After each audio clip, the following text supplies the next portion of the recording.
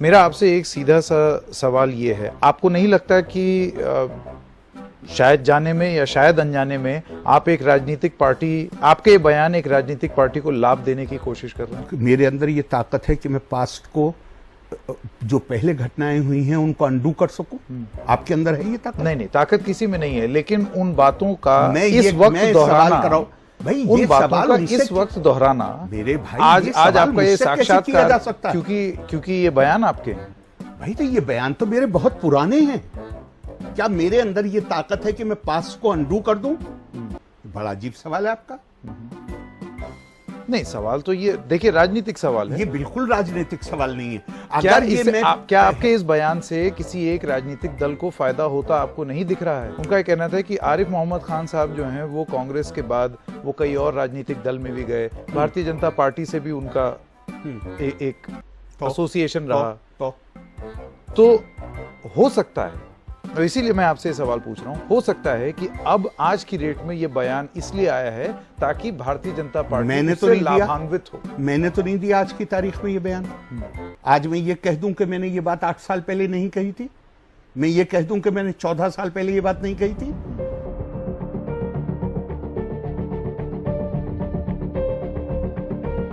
और दूसरा सवाल, बार बार ये सवाल उठाएगा, if Muslim men are going to be sent to jail for leaving their wives, why not non-Muslims? ये selective application कैसे हो सकता है लॉ का? ये आप तो अपनी कल्पना का इस्तेमाल कर रही हैं ना, आपका पूरा हाइपोथेसिस है। मैं तो लॉ की बात कर रही हूँ। मैं आपसे बात कर रहा हूँ जो ग्राउंड पे हो रहा है। मैं आ तो रहा हूँ। पिछले 8 महीने में एक भी केस नहीं हुआ अबेंडनमेंट का। मैं आपकी बात कैसे मान लूं? फिर दूसरी बात आप कह रही हैं कि मुसलमान को 3 साल के लिए जेल भेजा जाएगा, हिंदू को नहीं भेजा। हिंदू के यहां 3 तलाक है।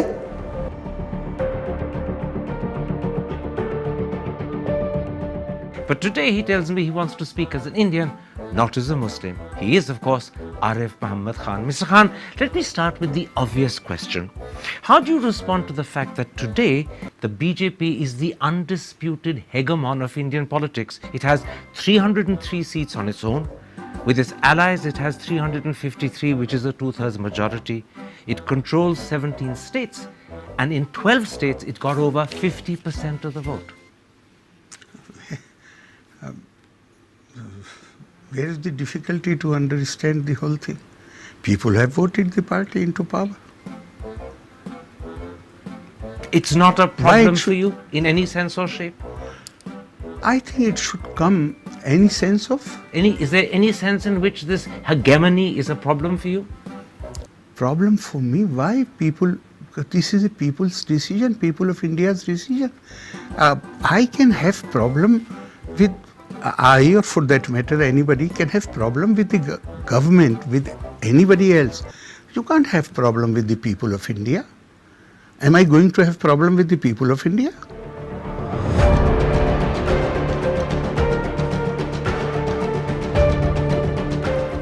लेकिन आप नदवा की बात सुने, आप बरेवली की बात सुने, वो तो कहते हैं कि देखिए कितना मुश्किल है मुसलमान के लिए यहाँ रहना, कितनी तकलीफ में रह रहा है वो। अब वो तो उसका तो मैं कैसे उनकी बात का जवाब दूंगा। मैं उनसे सिर्फ यही कहूंगा कि थोड़े से दिन जरा पाकिस्तान जाके रह के देखिए, जहां हर जुमे को जहां हर जुमे को मस्जिदों में बम चलते हैं। थोड़े से दिन सीरिया जाके रह के रहने की कोशिश करिए, थोड़े दिन यमन जाके रहने की कोशिश करिए, फिर आपको अंदाजा लगेगा कि आप कहां रह रहे हैं।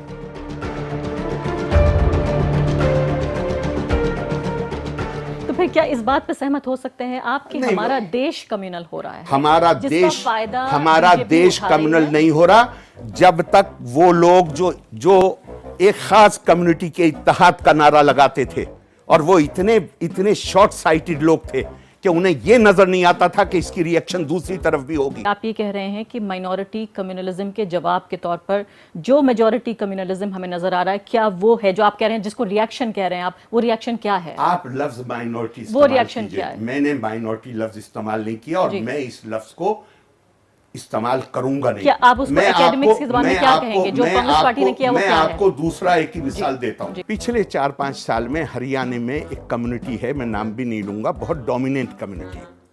उन्होंने बड़ा एजिटेशन चलाया रिजर्वेशन का, और आखिर होते होते क्या हुआ, बाकी सारी वो मुसलमान नहीं, सारी कम्युनिटियां उनके खिलाफ हो गई। ये अकेले जिसे आप माइनॉरिटी कह रही हैं उसके खिलाफ नहीं है। जो कोई भी अपनी 1.5 ईंट की दीवार खड़ी करने की कोशिश करेगा, आज मुल्क में वो माहौल बन गया है कि अलगाववाद की बात जो कोई भी करेगा, चाहे वो इस मजहब का हो उस मजहब का हो, सारे लोग इकट्ठे होकर उसके खिलाफ रहेंगे।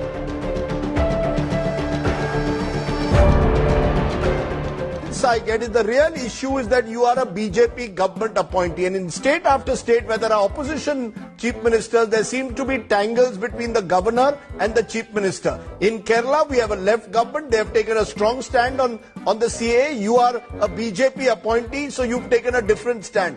Is this actually really a divide between right versus left, BJP versus left on the ground on the Citizenship Amendment Act? I find the language which is used is so problematic.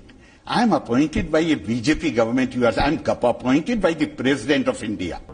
I am not appointed by any party government. And I take the oath. The problem with you is the language which you use, that language is causing polarization. That is creating hatred in the society.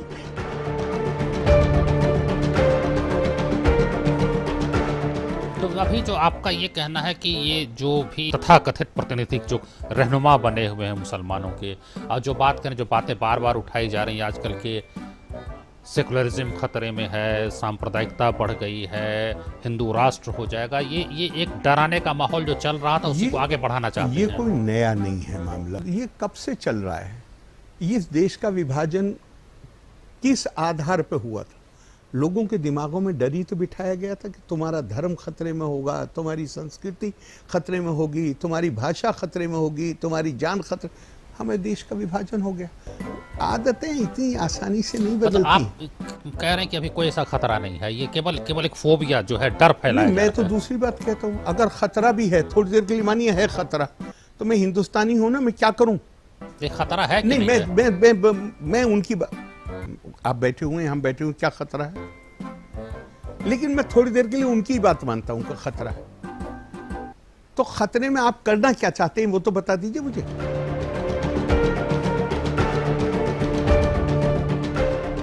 जो citizens register बनाया जा रहा है against illegal infiltration in Assam, it is seen to be code for driving out only illegal Muslim migrants, और उसमें भी कई legitimate लोग, जैसे एक और हीरो कारगिल के थे, उनका नाम भी, हाँ, मैंने भी सुना, आपने मुझे भी बहुत सुना। अफसोस हुआ।